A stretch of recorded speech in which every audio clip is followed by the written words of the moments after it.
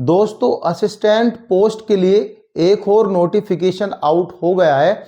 इसमें all India से candidate अपना एप्लीकेशन फॉर्म डाल सकते हैं, चाहे मेल हो चाहे फीमेल, दोनों ही कैटेगरी के कैंडिडेट अप्लाई कर सकते हो। इसका एप्लीकेशन फॉर्म 27 जनवरी 2025 से स्टार्ट होगा, जो कि 26 फरवरी 2025 तक रहेगा। गाइज, ये जो वैकेंसीज है सेमी कंडक्टर लाइब्रेटरी के थ्रू ये वैकेंसीज अनाउंस हुई है, जिसमें असिस्टेंट पोस्ट की वैकेंसीज आई है। ऑल इंडिया से आप इसका फॉर्म डाल सकते हो। ठीक है, इसके इंपोर्टेंट डेट के बारे में बात करेंगे, जो कि आपको जानना बहुत ज्यादा जरूरी है।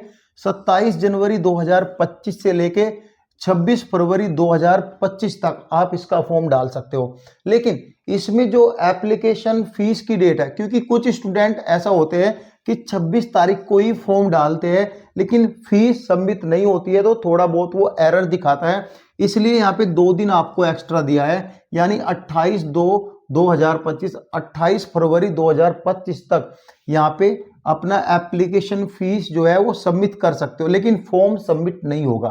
ठीक है, अब बात करेंगे एग्जाम की। जो इसका एग्जाम है मार्च 2025 में इसका एग्जाम होगा, मार्च के महीने में, यानी अभी जनवरी है, फरवरी और मार्च में इसका एग्जाम होगा और बहुत ही फास्ट इसका प्रोसेस होगा।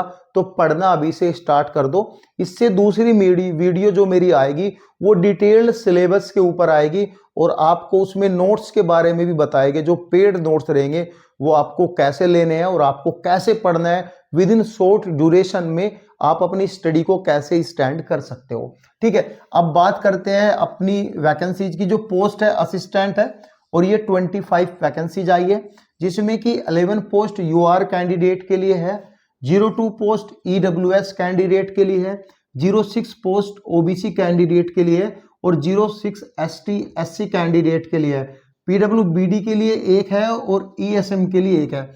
अब यहाँ पे कुछ स्टूडेंट ऐसे हैं जो एसटी एससी से होके, ओबीसी से होके और ईडब्ल्यूएस से होके वो इनका एप्लीकेशन फॉर्म नहीं भरना चाहते। कुछ ऐसा बोलेंगे, सर ईडब्ल्यूएस में 2 वैकेंसीज है, क्या मैं जर्नल का फॉर्म फिल कर सकता हूं?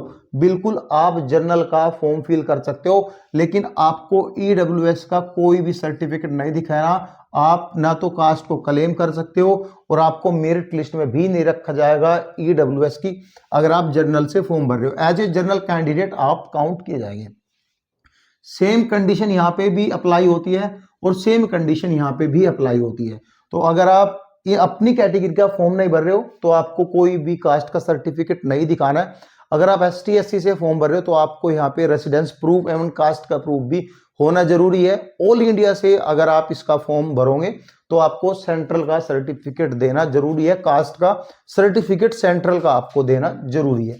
ठीक है, ये तो रही डिटेल। अब पे लेवल की बात करेंगे। पे लेवल 4 है 7th सीपीसी। देखो, अभी जो आपका 8th पे लेवल लागू होगा वो 2026 से होगा।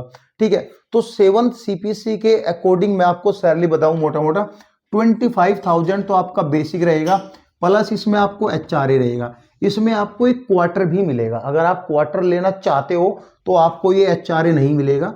अगर आप क्वार्टर लेना नहीं चाहते, बाहर से रह रहे हो, तो आपको यहाँ पे एचआरए मिलेगा। ठीक है, प्लस के यहाँ पे डीए मिलेगा, प्लस के टीए मिलेगा, ट्रेवलिंग अलाउंस, ये अलाउंसेस आपको मिलेगा। मेट्रो सिटी में आपके लगे तो 25 ये और 25 ये लगा लो, तो करीबन 50 से 55 हजार के बीच आपकी सैलरी बनेगी। यहाँ पे इन हैंड सैलरी आपकी इतनी बनेगी। जब आपका 8th पे लागू होगा तो आप यहाँ पे 20,000 और जोड़ लो, ज्यादा से ज्यादा 30,000 भी आप जोड़ लो। जब इसकी सैलरी बढ़ेगी, जब हम बात करेंगे क्या क्या है, तो करीबन उस टाइम 2026 के टाइम को 70,000 के आसपास ये सैलरी मिलनी स्टार्ट हो जाएगी। अब यहाँ पे मेन इंपोर्टेंट पॉइंट है क्वालिफिकेशन। इसका क्वालिफिकेशन क्या है? देखो, इसमें ग्रेजुएशन मांगा है। ग्रेजुएशन में आपने कैसी भी डिग्री की हो, ग्रेजुएशन 3 साल की होती है, तो आपने 3 साल की कैसी भी डिग्री की हो तो आप इलिजिबल है इसमें अप्लाई करने के। लेकिन यहाँ पे मांगा है प्रोफिशिएंसी इन कंप्यूटर, तो कंप्यूटर में आपका प्रोफिशिएंसी भी होना चाहिए।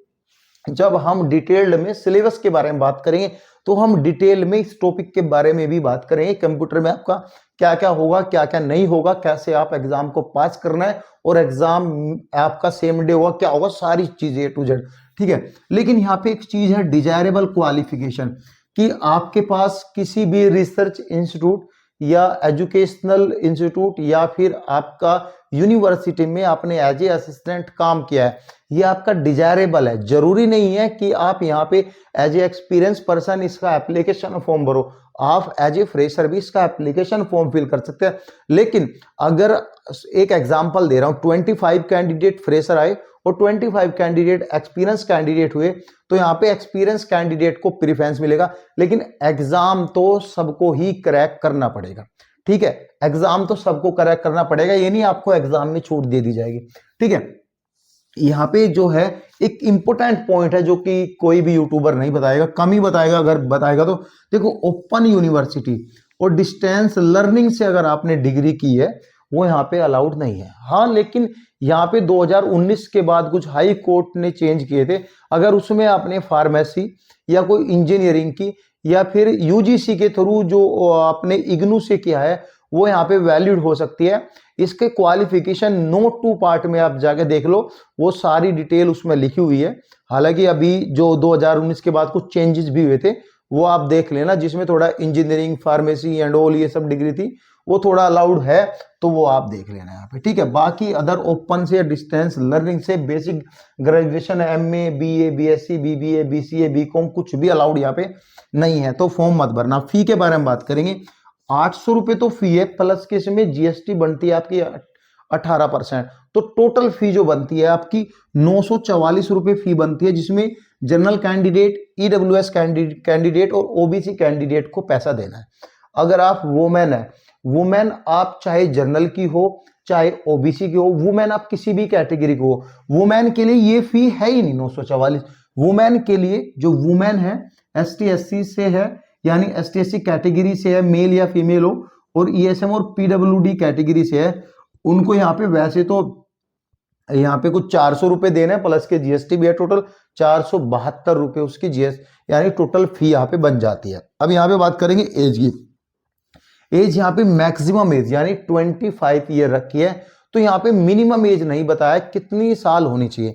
अगर आपने 17.5 साल या 17 साल के भी आपने किया है इसमें ग्रेजुएशन, तो आप जब भी फॉर्म फिल कर सकते हो, हालांकि आप करोगे नहीं, उनको भी पता है। अगर 16 साल का बच्चा 12th करेगा, जब से ग्रेजुएशन करेगा, तो जब भी करीबन यहाँ पे 19 या 20 साल का होगा, तो 18 साल तो मिनिमम एज रहती है, तो 18 साल तो है इसमें।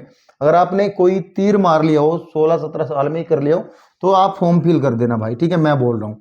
ठीक है, मैक्सिमम एज 25 साल की होनी चाहिए, लेकिन यहाँ पे गवर्नमेंट का रिलैक्सेशन भी है। गवर्नमेंट का रिलैक्सेशन, अगर आप एसटी एससी से हो तो आपकी एज मैक्सिमम 30 साल होनी चाहिए। अगर आप ओबीसी कैटेगरी से हो तो आपकी एज मैक्सिमम यहाँ पे जो है 28 साल होनी चाहिए। अगर आप पीडब्ल्यूबीडी की जनरल कैटेगरी से हो तो आपकी एज यहाँ पे 35 साल होनी चाहिए। अगर आप पीडब्ल्यूबीडी की ओबीसी कैटेगरी से हो तो आपकी एज यहाँ पे 38 साल होनी चाहिए। अगर पीडब्ल्यूबीडी की एसटी एससी कैटेगरी हो तो आपकी एज 40 साल तक मैक्सिमम यहाँ पे होनी चाहिए। ठीक है, ये सब चीजें हैं एज पर गवर्नमेंट रूल के। अब इसका सिलेक्शन जो होगा, इसमें एक रिटन टेस्ट होगा जो कि 2 घंटे का होगा, और इसमें ऑफलाइन आपका टेस्ट लिया जाएगा, फिर डीवी एंड ऑल मेडिकल ये सब चीजें होगी। ठीक है, ये तो रही वैकेंसीज की डिटेल। बाकी दूसरी वीडियो आ जाएगी कल, उसमें सिलेबस के बारे में डिस्कस करेंगे। कुछ भी डाउट हो रिलेटेड टू द वैकेंसीज आप कमेंट पिन कर सकते हो। Thank you so much guys.